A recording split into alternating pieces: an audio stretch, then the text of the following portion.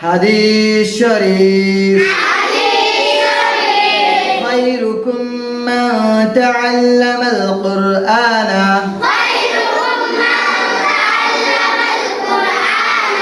আবার বলেন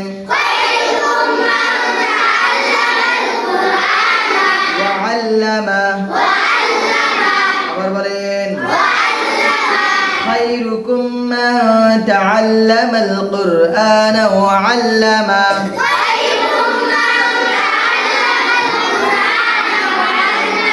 হাদিস শরীফের অর্থ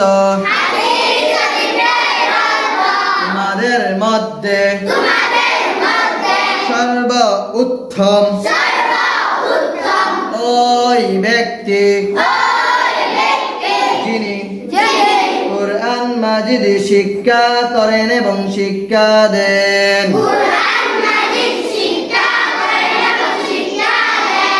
خيركم من تعلم القرآن وعلمه